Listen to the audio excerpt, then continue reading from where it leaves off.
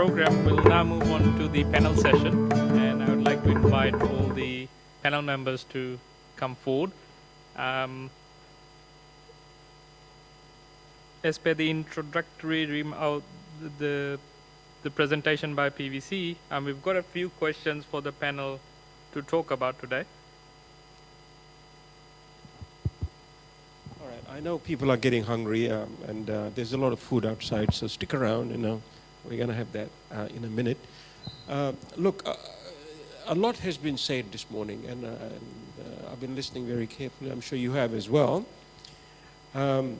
Despite the fact that a lot of people are not here, everything that's been said today has been recorded, and this will be posted on our website and distributed throughout the university. So don't worry about the fact that there's not too many people around here, because what you say will be disseminated and distributed through other fora. So what we say here, what we talk about now is going to be important, is the point that I'm trying to make here. I have a bunch of questions here which I'd like to put to the panel. Not necessarily in any particular order. You don't have to look around, I'll just pose it to you. So given what we heard this morning, given everything that we heard, both from, from everyone's perspectives, the kinds of questions that are, well, threefold really. I mean, first and foremost, what is your take? As simple as that. What is your take? What are your views on anything and everything that you've heard this morning? And the second part of that, if you want to take it at the same time, is, well, then what are the challenges, and what are the opportunities?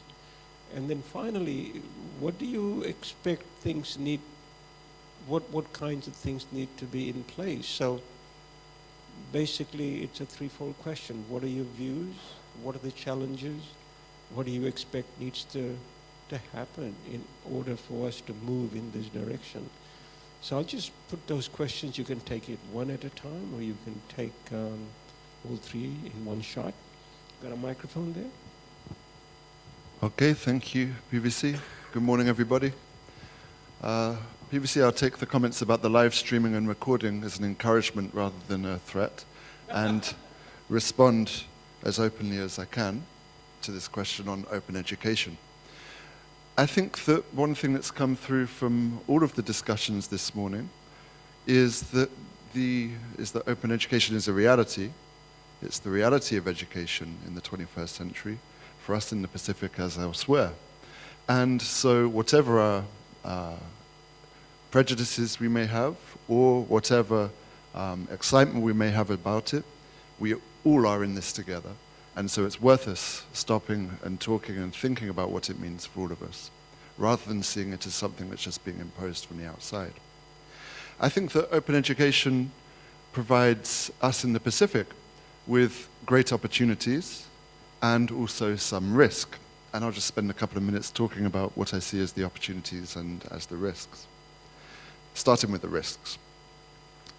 I think that if it's seen only as a cost-saving exercise, and I know that applies to none of us here in the room, but at certain levels, university administrators have to think about the costs of things, and at some times that can become the priority. I think so long as open education is seen only as a cost-saving exercise, where we get material from outside at a cheap rate, then I think it poses a big risk for us in the Pacific, because it places us in a position of the consumer. It means that we have to rely upon material that's coming from the outside. Now, this has been the problem in the Pacific for many decades. The imposition of ways of thinking and of material from the outside, which, as Ernest just said, isn't necessarily relevant to our needs and our contexts here in the Pacific. Now, with particular subjects, like, say, maths, for instance, it may not be such a problem if we're taking, say, a textbook or a course or exercises from the outside, because I suppose maths, the addition or subtraction of numbers, is the same wherever you are. I'm probably wrong about that, and I take Aidan's point about the great work he did with the computer science, the fact that even some of the examples which are used to present what are seemingly objective principles make a big difference to the way in which that subject is learned. But particularly if we think about subjects such as the ones in my faculty, history, say, or English, literature in English, or literature in other languages, the material that's produced about these subjects is and has been very biased and limited to originally colonial and later neo-colonial perspectives. And these can be not just useless for us in the Pacific, but even damaging to our way of thinking and to the way of thinking of the next generation of our students. So that's my first point, is just about the risks of open education.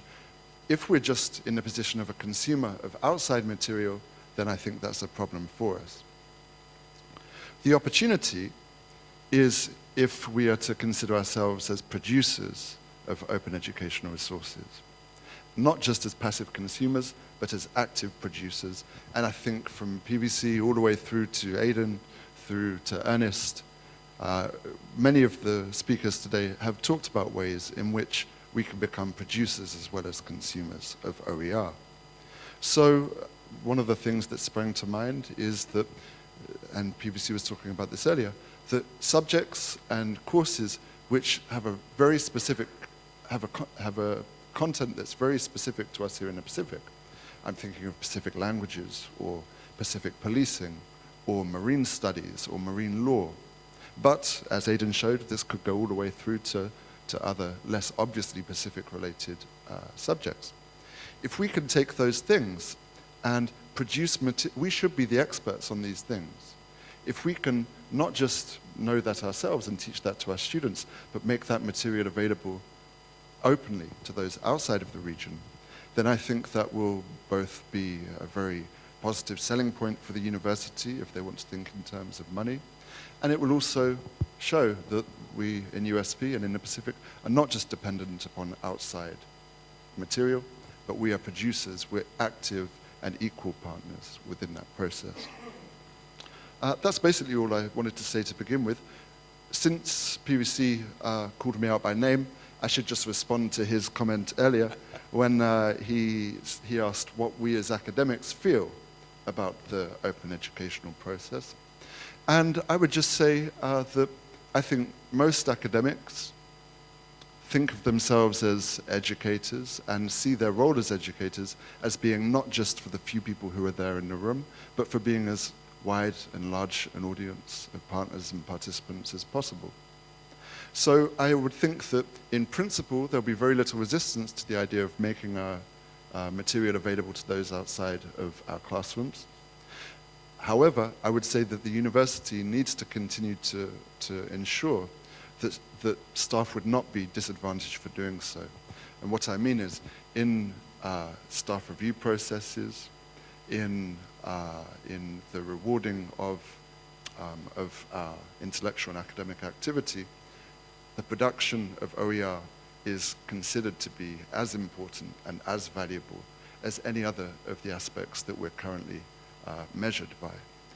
So long as being open doesn't disadvantage us, I'm sure I speak for all academics at USP when I say that we would be all for it. And I should just end by commending and thanking BBC for the work that he's done so far, moving towards that goal. Okay, thank you. Thank you, Matthew. I'd like to make 3 points based on the discussion this morning. The first point I'd like to make is around coaching, and I know this came up in one of the presentations this morning. I think it's important that as we attempt to increase the focus, increase the use of open education resources, that we are providing enough coaching support, and I'm talking here from the perspective of academic staff, because basically we're asking academic staff to incorporate more OERs into various courses.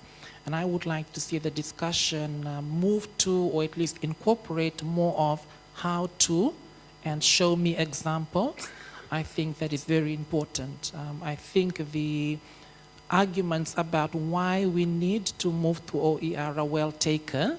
And there's a little bit of pushback, but I think we understand the importance and why we need to do this. I think in trying to sell this to academics, it's important to show us, okay, this is how you do it. And these are some examples of what we consider to be good practice in OER or the incorporation of OER into courses. So I would certainly like to put that on the table. I think it's very important that working with our staff, our academic staff, we show them how to do it. And I think we mustn't make the expectation that once we have a policy and we say it should be done, that it automatically gets done, because people need to be shown how to do it. So that's my first point. The second point that I would like to make is around collaboration and mainstreaming of OER. And so I'd like to pick up on some of Libby's comments, but also what we are doing with the library. One of the things, a part of the process of developing a new course or revising a course, because we have a lot of course revisions at the moment, moving from print, for example, to blended and to online. One of the aspects of that process is to look at the educational resources. And what we are finding is, for many of our courses, the textbooks themselves are very outdated. So we're getting forms where people are using textbooks written, let's be generous, 5 to 10 years ago. Yeah? And so the point is, okay, how is that content still relevant today? And now, it might be still relevant in certain disciplines, but generally speaking, the question would be, how relevant is that material now? So, the basic question is there a later edition of the textbook? And, if not, I think this is where OER really helps. Because if for some reason the textbook has not been updated, let's supplement that content, which might be good conceptually, with more relevant and more recent, more contemporary examples. And I think that's certainly where OER helps. And so as part of the process of revising the course and getting that approved, we do seek input from the liaison librarians. And that's been very helpful. I think what we need to do at a school level, at a course level, is ensure that that conversation is happening much earlier. So it's not always an afterthought. Let's ask the liaison librarian what she thinks or what he thinks. No, let's bring them in much earlier and have them involved in the revision process at a much earlier stage. I think that will add much more value.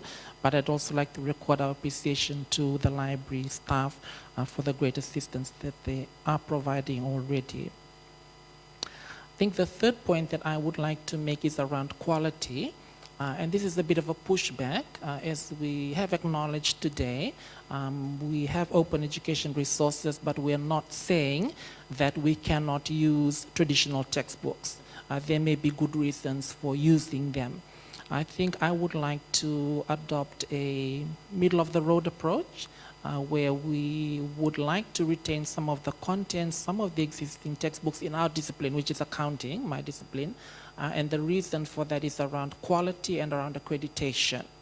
So accreditation, of course, means that we need to demonstrate that we're delivering a course to the same level in terms of quality as the comparator institutions in other parts of the world. And so the middle-of-the-road approach would be to be using some of that material, but now in a more accessible form, so it's in an electronic form, and also at a reduced cost. So unfortunately, it may not be zero cost, but it will certainly be a much lower cost than the traditional textbooks. And so we are talking at the moment with publishers. We're asking them, okay, how much would you charge us at an institutional level if we wanted to get hold of these resources in an electronic format that could be more accessible? And then talking to finance about, okay, how does that translate into invoicing and all the mechanics that go along with that? But my pushback is just around quality, and where we find that we have something in OER format that is of the same quality or better quality, we can go with that. But where we find there may be a disparity in quality, then from our discipline, because of accreditation issues, the quality is going to take precedence. But we will look at how we can still reduce the cost to students and make that more accessible and therefore more equitable as we heard about this morning. Thank you. Thank you, Nada and Matthew. Yes, I do have a few more views I can share with you. On the first issue, I approach OERs from the social justice perspective. I think that's an excellent way to approach it. I do know that there's always the concern about income generation and the publishers, but I do think there's enough out there to satisfy both groups. There's more and more being published in the OER area, so those academics who still gain and depend on that as income, I think there's enough out there. It's ensuring that both understand that they can coexist with what they do. There's one thing that comes out, and this is what I read in some of the library literature, a couple of surveys, the use of terminology. We're quite comfortable with OER, but you ask other people, they're more comfortable with free and open books and resources. So I think sometimes we need to ensure that we're not talking the technical language all the time, depending on our audience, and I think that's what Mr. Gibson, Ernest raised. Okay, in terms of the challenges, yes, I think Pacific content is something that has been a challenge. I know in the early days of OER discussions when we were checking out sites and that, people were saying, oh, you can just take something and work on it and produce something in 3 weeks. I think that happened with maths, but maths is that subject. But when I went in as with a sociology background and I looked, there was nothing that we could use. And I think sometimes it's easier to rewrite than to take an American version and try and adapt it. So I think out there, and that relates to quality of OER. So besides specific content, like Nada said, I think quality is important. The library actually gives people skills, teaches them skills on how to assess quality, certain criteria. There's so much out there. We are not going to decide what you should have access to. We will place it there, but we will also give you and teach you the criteria to use to make that assessment of what quality is. So that's something we can do. I thought this Open Education Week is always an opportunity to change mindsets, and I think that's an opportunity. And just to close, I think something that we need to do is ensure that these happenings continue to happen. And I think in response to what Ernest is saying, we do have new cohorts of students. We need to be continuing with this. This is not something when we reach X number of courses being converted that, okay, we've done our bit now. So I think it should be ongoing. Thank you. Thank you. My name is Robin Javier. I'm sitting in for Bibia Sharma. So whatever I say is not Bibia's idea. So I was just told to come and sit here and share with you some ideas. So I'm actually from the ground level. The things that I've heard for a number of years, ever since this EOER, well, this acronym came in, and I salute to the student who spoke. If we walked outside and blah with the acronyms, I'm sure the students out there that will think that we are speaking foreign language. So that brings me, well, some of the things that I jotted down already mentioned, but I believe there's a big task ahead of whoever's responsible for OER. It's awareness. Student and staff alike. Let's see, this is just Laudala, but imagine if we go outside the regional campuses. It could be something that they overheard or read it somewhere, but do they really understand what OER and all this business is all about? What's their view, and to get a chance to ask them, what do you think? Because right now we just load things up and put it up there and ask them to use. But from experience, what I've gathered, some of them, they complain that whatever we put up there, which we thought as lecturers, these are the most suitable resources, but they find it very difficult to read. And some of them prefer to go back to the textbook. Even the textbook is very costly, but because the textbook, you see, these also ties up to quality assurance and things like that. You ask yourself, who revised this OER stuff? Who's responsible? Who's going to do it? How often do you do it? Textbook from the publisher, every now and then they bring up new editions, which is revised and corrected. And of course, it's very costly, but these days students share resources. They download it from other places, and I'm not sure about the legal side of things, but students do share that. So it's all about being accessible, and some of the problems, well, as a mathematician myself, it's not easy to look for the most suitable resources in mathematics as an OER. Some of the things you put up there, you think, oh, this is suitable, but somebody in Tokelau sitting under a coconut tree there, the words, you have to Google for the words as well, and imagine the speed of internet and things like that. It's just madness, as you can imagine. So looking for the right resources, even in mathematics, and I believe that the experimental scientists, I speak for them as well, is not an easy thing.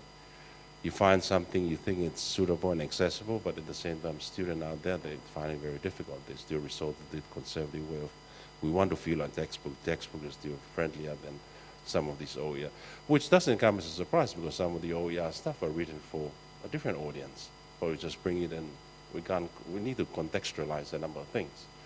So that is quite a challenge when we rewrite things, as Lippi and mentioned. We have to think how the mentality of a student out there in the region thinks. You may use examples that is not applicable. They haven't seen a train, maybe in a movie.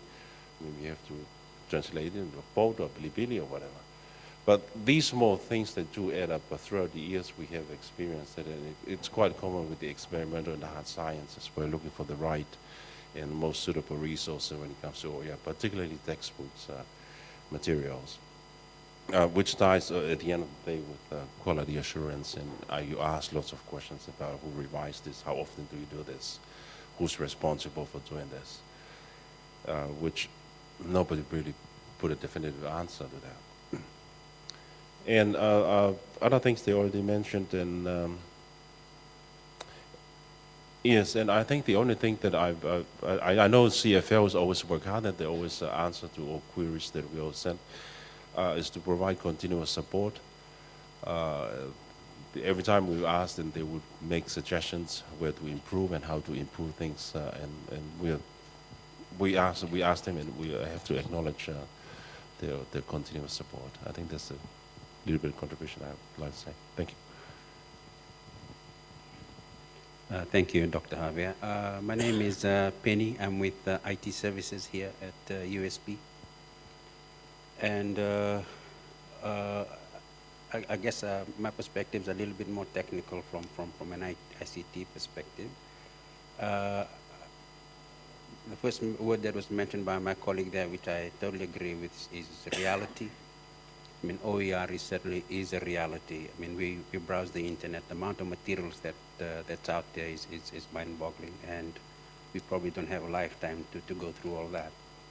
But having said that, I like the idea also about around specific context or specific content. And as an ICT person, for us to support the idea of OER is really about right sizing or best fit, knowing exactly what we're telling you, exactly what we have, and what you need, and what you are planning for. And that's where we come in to try and support all those initiatives that you're trying to drive with OER.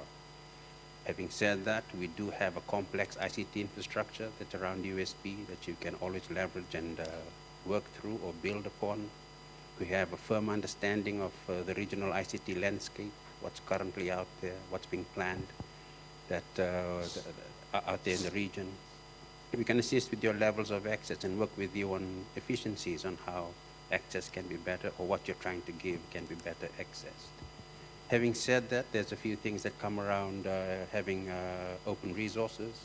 First and foremost, security. You're opening yourself up to the world out there. There's a lot of security threats around that, so we just have to be mindful of that.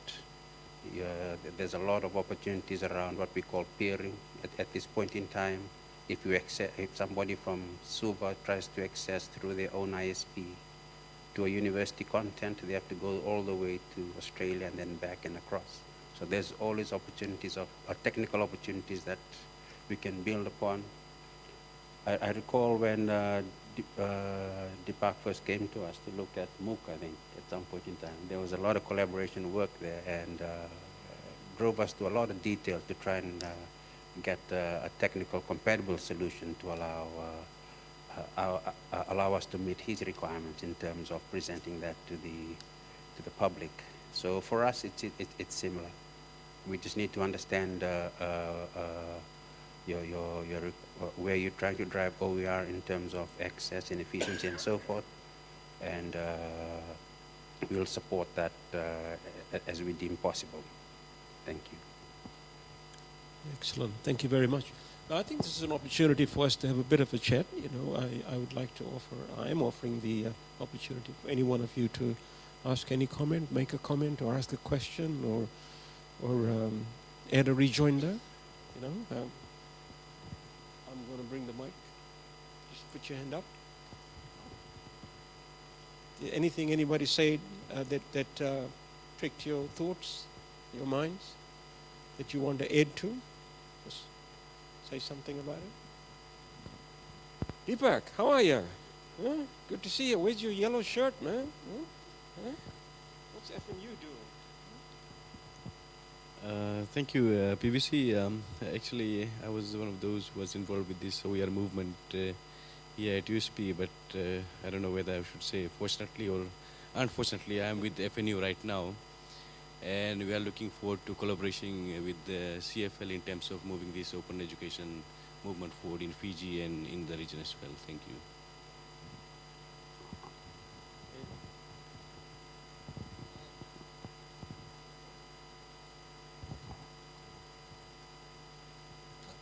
I'm not quite sure what I can add to the observations. I mean, just generally, I see a lot of work on policy.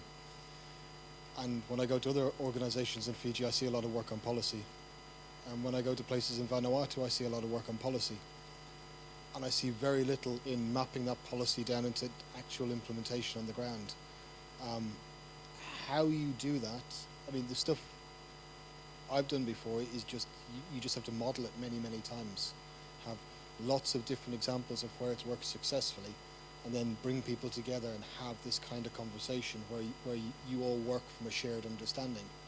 And that's not a fast process, and actually, unfortunately, it's also not a cheap process. But I think, you know, getting the conversation started, the fact that FNU are here, the fact that Uni Fiji are here, and the fact that we've got people from the rest of the place should be a longer term benefit to, frankly, the whole South Pacific with OER. I certainly hear you loud and clear.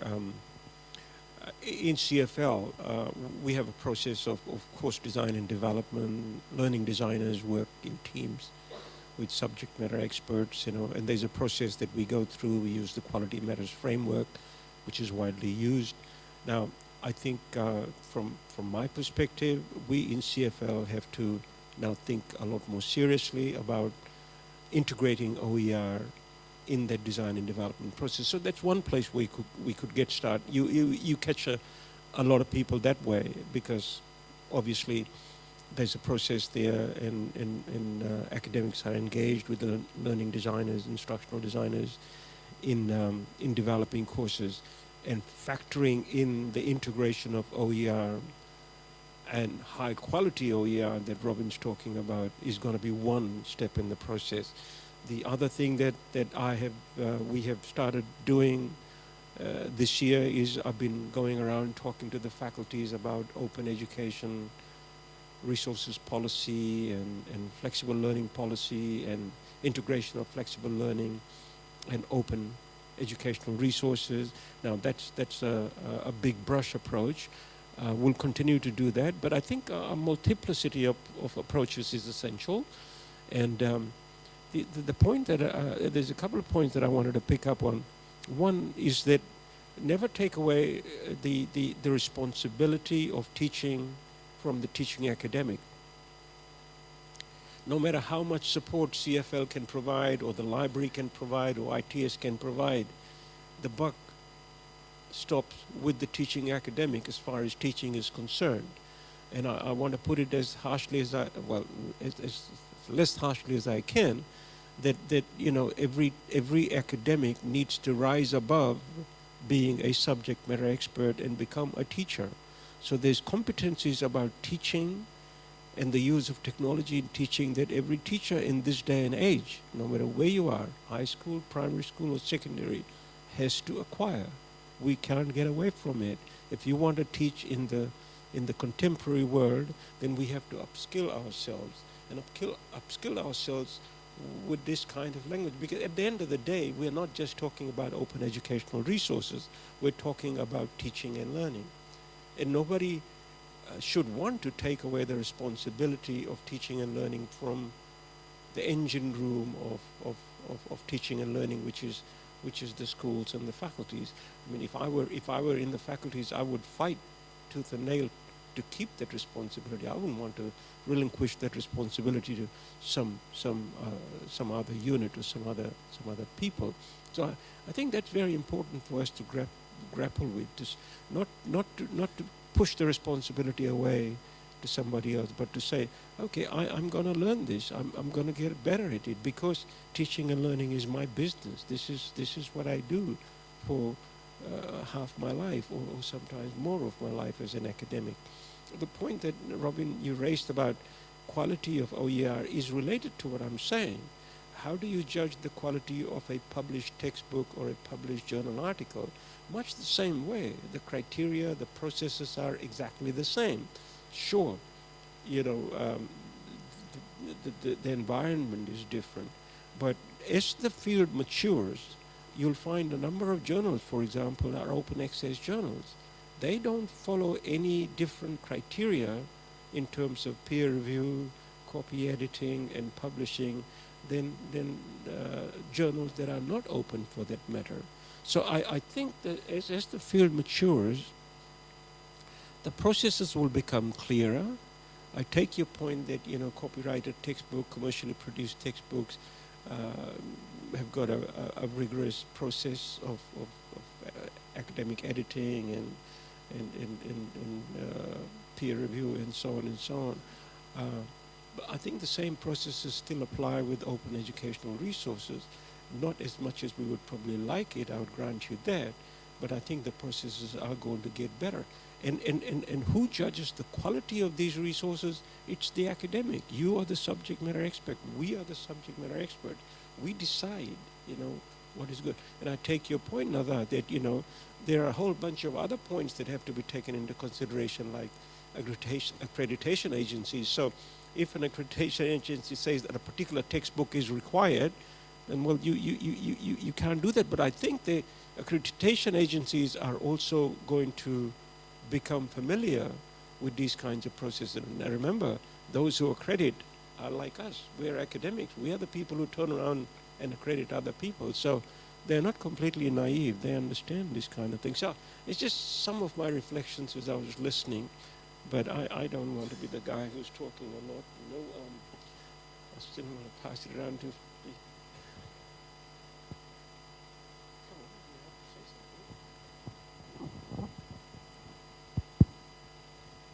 Yeah, I think just to add on to what PVC have said, one of the other things which we also need to do is, especially with the grant project, is we also need to find out what are the issues of adaptation.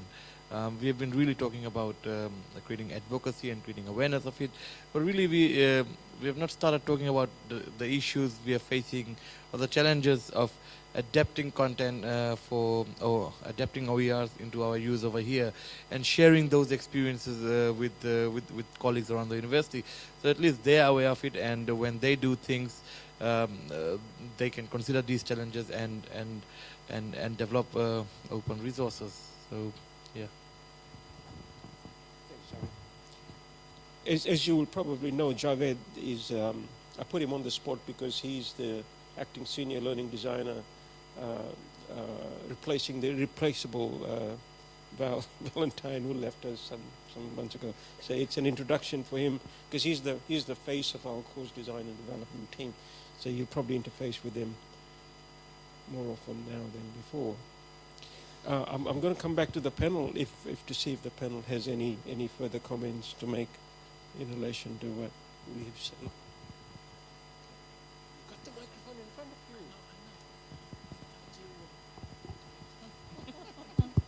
I'm just going to make a few comments because I need to excuse myself shortly.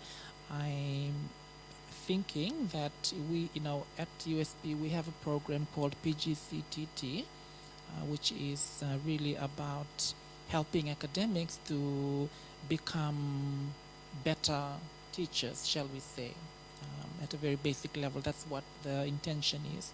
And I'm thinking that therefore OER needs to become a big part of that program, because that is where people can be trained and upskilled.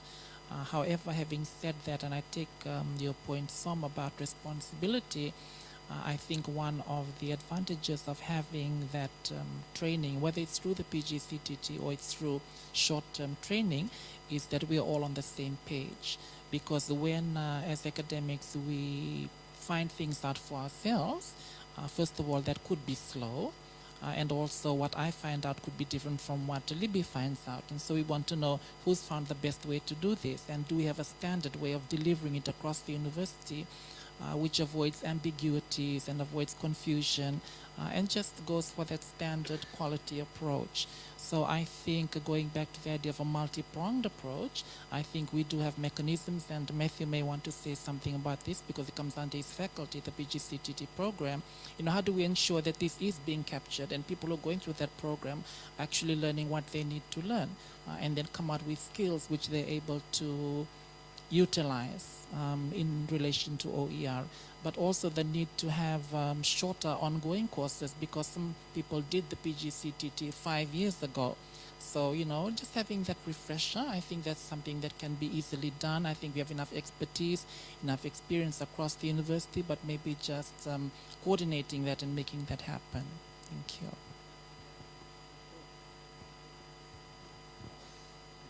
Well, thanks, Nether.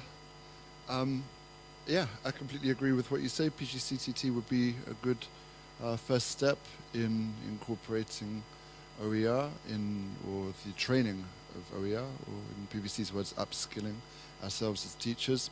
I would just point out or agree with what Nether said about it being perhaps a refresher, because currently anyone who's been teaching for more than 10 years at a tertiary institution is exempted from taking PGCTT, and with no offense meant, it's often those who've been teaching for more than 10 years who are in the most need of some kind of training on OER. So yeah, something like, staff don't like being told you have to do this by this time, but I think fostering a sense of ownership and active engagement with the process, I think, could work quite well. And yeah, that fits with what Aidan was saying too, to perhaps have a number of trials in which different faculties or the different schools identify one or two courses that they think would be most appropriate for the development for an intensive integration of OER, and then being able to share that range of experiences rather than just have a particular model that happened to work for one school being applied to all schools and to all courses unreflectively. I think that might be another idea. Thank you.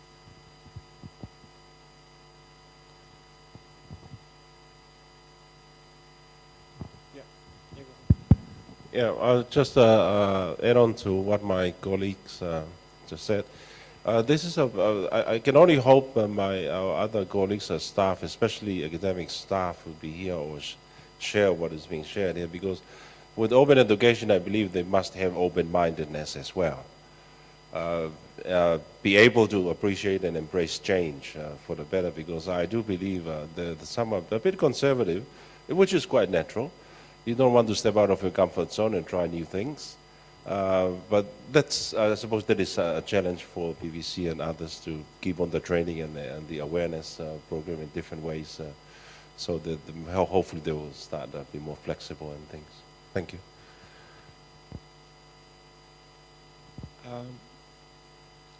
Any more comments from anyone? Yes.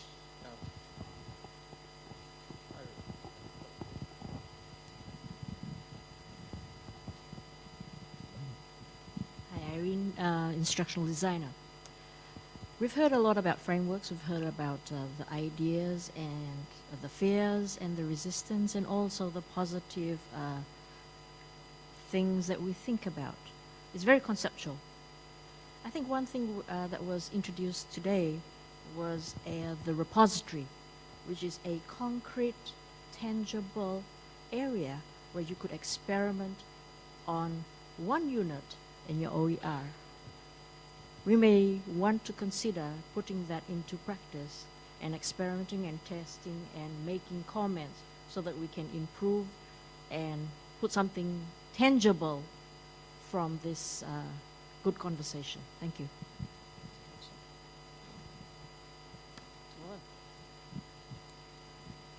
Look, let me bring this to a close now. It's been a very intense morning. I think so, and a very educational one for me in particular, and I hope you found it useful as well.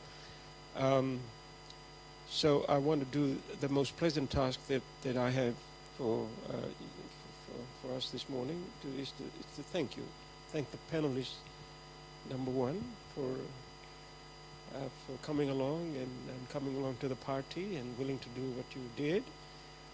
And I would also want to thank all the participants who were here before and are not here now for coming. And finally, thank my team. They're in yellow shirts. How about that? A round of applause. Led by Deepak here, who did all the legwork, the bulk of the legwork, and Sarome and several other people. I don't want to name everyone, but as you can see, these kinds of things take time and effort to organize. But that's what we are paid to do, and we will continue to do, as you suggested. That's why we have this resource, and we are going to do it, and we're going to find new ways of doing and engaging with academic staff. There's nothing better than that we would like to do anyway. So rest assured that all your thoughts and recommendations have been taken into consideration. I will act on it, we will act on it, and we will see more of this. Thank you very much for coming to the party, and let's have some lunch.